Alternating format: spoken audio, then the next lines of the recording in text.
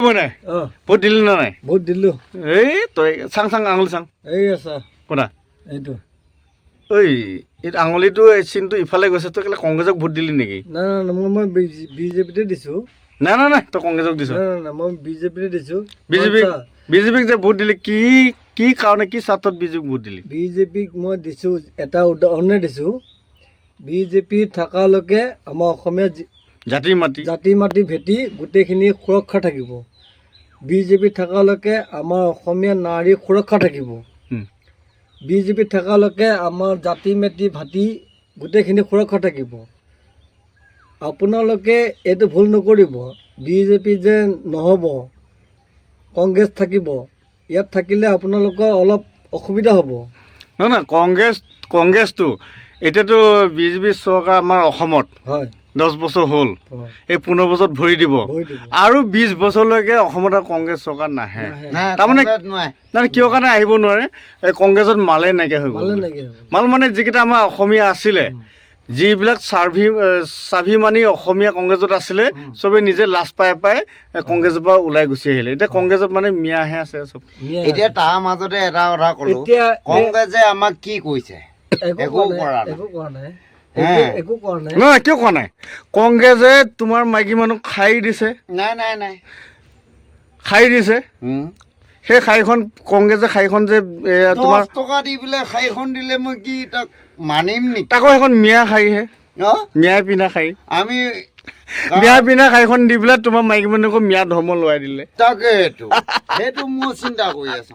এতিয়া মই বিজেপিত ভোট দি আহিছো মই বিজেপিক ভোট দি আহিছো এই বিজেপি হাৰিব এবাৰ বিজেপি নাহাৰে বিজেপি 100% হাৰিব আপুনি কি লুইনজ্যোতি গগৈ কি এজেণ্ট নেকি বিজেপি হাৰিব এজেণ্ট তাৰমানে বিজেপি কংগ্ৰেছ চৰকাৰ এজেণ্ট আপুনি ইয়াত বিজেপি লৈ একো কথা নকব মই গৌৰৱ গগৈ মই ভাল পাওঁ কিন্তু চুমা বাবা হয় মই চুমা বাবাক বেয়া পাওঁ চুমা বাবা হয় চুমা বাবাৰ লগত মোৰ কোনো কানেকশ্যন নাই মই চুমা বাবাক বেয়া পাওঁ আপুনি কি এই ঢিঙত যে এটা ৰেপ হ'ল আপুনি কি উত্তৰ দিব পাৰিব ঢিঙত যে এজনী ছোৱালী টিউশ্যন যাওঁতে যে ৰাস্তা ঘাটত যে এটা ৰেপ কৰি মাৰিলে আপুনি উত্তৰ দিব পাৰিব উত্তৰ দিবলৈ তথাপি মই নহয় আপুনি কি উত্তৰ দিব পাৰিব তুমি শুনা তুমি শুনা মই এটা কথা কওঁ এই মই বিজেপি থকালৈকে মই বিজেপিতে থাকিম তুমি যে মামা বিষয়ে যে ইমান গাই আছা মামাই কি কৈছে গম পাইছা মামাই অপেন জাতি ধৰ্মক লৈ খেলা কৰিছে কৰক মামাৰ থকালৈকে মই এতিয়া আগতে মই কি কেঁচা ঘৰত আছিলোঁ এতিয়া মামাৰ থকালৈকে মই এটা পকী ঘৰ পাইছোঁ ঘৰটোৱে মেইন কথা নহয় ঘৰটোৱে মেইন কথা নহয় মামাই জাতি ধৰ্মক লৈ খেলা কৰিছে কৰক জাতি ধৰ্মক লৈ খেলা কৰক মুঠতে কংগ্ৰেছ চব উঠাই দিম নাই কংগ্ৰেছ চব উঠাই দিমে আপুনি খালি কংগ্ৰেছ আপুনি কংগ্ৰেছত গ'লে নহ'ব কিন্তু শুনা আপুনি কংগ্ৰেছৰ মানুহটো কংগ্ৰেছলৈ গীত গালে নহ'ব মামাই যিমানখিনি কাম কৰিছে মই তোমাক এটা কথা কওঁ কংগ্ৰেছ চৰকাৰ দিনত মৰিগাঁৱৰ পৰা চিধা নগাঁৱলৈকে আমি ৰাস্তাটোত যাব নোৱাৰোঁ ইফালে মৰিগাঁৱৰ পৰা জাগিত আমি যাব নোৱাৰোঁ কেনেকৈ যাব মোৰ কথাটো শুনি লোৱা কংগ্ৰেছ বুলি কথা নাই বিজেপি বুলি কথা নাই কংগ্ৰেছ চৰকাৰ দিনত মৰিগাঁও টাউনৰ পৰা চিধা নগাঁৱলৈ যাব নোৱাৰোঁ আৰু ইফালে মৰিগাঁও টাউনৰ পৰা জাগিত যাব নোৱাৰোঁ ইমানেই বেয়া ৰাস্তা আৰু তুমি যদি ডেলিভাৰী মানুহজনী লৈ যোৱা 100% গেৰাণ্টি আছে মৰিগাঁৱৰ পৰা গুৱাহাটী GMC নাপাবগৈ এই আধাতে কামটো চেটআপেই হ'ব কিন্তু এতিয়া মামাই যে সেই ৰাস্তাবিলাক সুন্দৰকৈ বনাই দিলে গাঁওবোৰ ৰাস্তাবিলাক বনাই দিলে এই কংগ্ৰেছৰ দিনত ঠিকাদাৰবিলাক এতিয়া মৰিব নে নমৰিব ৰাস্তা ভাল হ'লে ঠিকাদাৰবিলাকে ক'ত টেণ্ডাৰ মাৰিব কি কাম কৰিব আপুনি কংগ্ৰেছৰ মানুহ কংগ্ৰেছলৈ গীত গাবই আপুনি মই আকৌ কংগ্ৰেছৰ মানুহ নহয় আমি বৰদোৱাৰ থানত যাওঁ গুৰুজনাৰ জন্মস্থানত নহয় সেইটো আপুনি বঢ়িয়া বনালে বুলি ক'লে নহ'ব নহয় আমি যাওঁ কিন্তু মানে বৰদোৱা থানৰ চাৰিওপাশে সেই মিয়া বাংলাদেশীসকলে ভৰি আছিলে কিন্তু মামাই এতিয়া সেই মিয়া বাংলাদেশীসোপা ঘৰ দুৱাৰ ভাঙি JCB দি উঠাই দি কি সুন্দৰকৈ মানে হেৰিটো বনাই দিলে সেইটো বনাই দিলে মামাই ধন্যবাদ পাইছে বিজেপি চৰকাৰে ধন্যবাদ পাইছে কিন্তু মোৰ এইখিনিতে এটা ক'ব লগা আছে সেই মানুহখিনি ক'লৈ পঠিয়ালে সেই মানুহ তোমাৰ ঘৰটো আজি যদি মামাই ভাঙি দিয়ে তুমি ভাল পাবা নেকি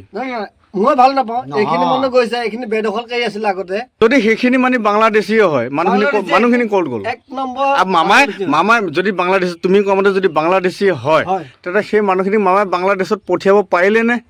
নাই নোৱাৰিলে এইখিনি কিয় নোৱাৰিব এই কথাটো লাগে আজি বৰ্তমান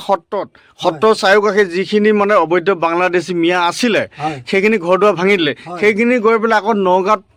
ঘৰ বনাইছে কাগজ আকৌ নগাঁৱৰ পৰা খেদি দিলে খেদি দিয়াৰ পিছত আকৌ আমচৈত ঘৰ বনালে তাৰ পৰা খেদি দিলে তাৰপিছত তাৰ পৰা গৈ পেলাই কচুতলিত আকৌ ঘৰ বনালে তাৰ পৰা খেদি দিলে কিন্তু এনেকে এফালৰ পৰা খেদিলে সিফালে ঘৰ বনাব সিফালৰ পৰা খেদিলে সিফালে ঘৰ বনাব তেনেকে কৈ থাকিলে নহ'ব নহয় এইবাৰ প্ৰকৃততে যদি বাংলাদেশী হয় তেওঁলোকৰ একেবাৰে মানে আমাৰ বাংলাদেশৰ বৰ্ডাৰত একেবাৰে ভৰি হাতে বান্ধি দলিমাই ৱাল পাৰ কৰি দিয়ক তেতিয়াহে মামাক আমি ধন্যবাদ দিম হয়, হয়। এইটো ৰাজনীতি কৰি থাকিলে আমি নামানিম নাই, নহয় নাই, এটা কথা শুনক আপোনাক নহয়, আপুনি কংগ্ৰেছৰ হৈ পেলাই এইবিলাক কংগ্ৰেছ চংগ্ৰেছ বুলি কথা নাই এই দুখ লাভ নাই কংগ্ৰেছ চংগ্ৰেছ বুলি এতিয়া আপোনাক মই এটা কথা কৈছো কংগ্ৰেছ বুলি কথা নাই তুমিও অসমীয়া ময়ো অসমীয়া তুমি হিন্দু ময়ো হিন্দু এইটো নহয় এতিয়া আপোনাক এটা কথা মই উদাহৰণ দিছো এতিয়া যদি বিজেপি চৰকাৰ আহে 1 নম্বৰ হ'ব সিহঁতৰ আগতে আমি কিমানখিনি বেদখলকাৰী মুক্ত কৰিছিলোঁ এইবাৰ 150 বিঘা না 500 বিঘা মামাই কৈছে 5 লাখ বিঘা 5 লাখ বিঘা মুক্ত কৰিম বুলি কৈছে এতিয়া লাহৈঘাট সমষ্টি হওক য'ৰে নহওক এতিয়া এঘৰ মানুহ যাই পেলাই যদি সেই কাজিৰঙাত যদি ঘৰ বনাই তাতে ভোট দি পেলাই থাকে মিয়া মুছলমানৰ কথা কৈছোঁ তাতে যদি সি ভোট দি পেলাই থাকে মিয়াবোৰ থাকিবই সেইখিনি মানুহ তাতে পানী মেটেকা ফুল মিয়া হ'ব যে পানী মেটেকা ফুল ইয়াৰ পৰা বটদবৰ পৰা ঘৰ চৰ ভাঙি দিছে মিয়া হৈছে পানী মেটেকা ফুল পানীটো থাকিব পাৰে বামতো থাকিব পাৰে মিয়া হৈছে পানী মেটেকা ফুল এতিয়া পানীটো লাগিলে সিহঁতে জীয়াই থাকিব মেটেকা বামত লাগিলেও জীয়াই থাকিব আজি তোমালোকৰ মামাই মামাই বটদবৰ মিয়া অবৈধ মিয়া বুলি পেলাই যিখিনি বাংলাদেশী মিয়া বুলি পেলাই ঘৰ দুৱাৰ ভাঙি দিছে সেই মিয়া অবৈধ বাংলাদেশী মিয়াখিনি কাজিৰঙাৰ মানে সেই অভয়াৰণ্যৰ ভিতৰত ঘৰ বনাইছেগৈ তাৰ পৰা খেদি দিছে কচুতলিত আহিছে কচুতলিৰ পৰা খেদি দিছে আমচৈত গৈছে এনেকৈ খেদি ফুৰিলে ৰাজনীতি কৰি থাকিলে নহ'ব নহয় প্ৰকৃততে যদি মামাই বাংলাদেশী বুলি পেলাই যদি চিনাক্ত কৰিছে তেওঁলোকক ভৰি হাত বান্ধি পেলাই ৱাল পাৰ কৰি পেলাই বাংলাদেশত দলিমাই পেলাই দিয়ক পাৰিব নাই তেনেকৈ মামাই পাৰিব নাহে মামা চৰকাৰ আহিব ইয়াতে 3 গগৈ চৰকাৰ হ'ব এইবাৰ আহিব মামা চৰকাৰ আহিব এইবাৰ 3 গগৈ চৰকাৰ হ'ব 3 গগৈ চৰকাৰ 3 গগৈ চৰকাৰ বনাব নোৱাৰে ইয়াতে 3 গগৈ 3 গগৈ চৰকাৰ বনাব নোৱাৰে ইয়াতে 3 গগৈ আপুনি কংগ্ৰেছৰ হৈ ইয়াত মুখ মাতি লাভ নাই ইয়াতে আপুনি কংগ্ৰেছৰ হৈ মুখ মাতি লাভ নাই ইয়াতে কংগ্ৰেছৰ কোনো ইয়াত লিভিং নাই কংগ্ৰেছ হৈ আপুনি শুনা ইয়াতে আমাৰ মামা চৰকাৰ আহিব মই 3 গগৈ হৈ মামাৰ পৰা মই কি পাইছো চাওক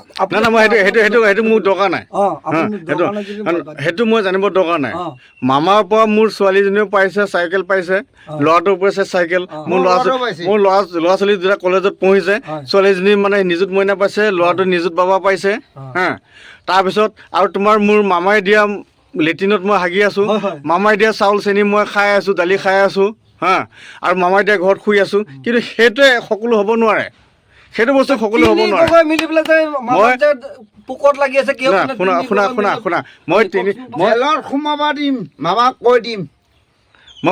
মই 3 গগৈ হৈ লগা নাই মই 3জন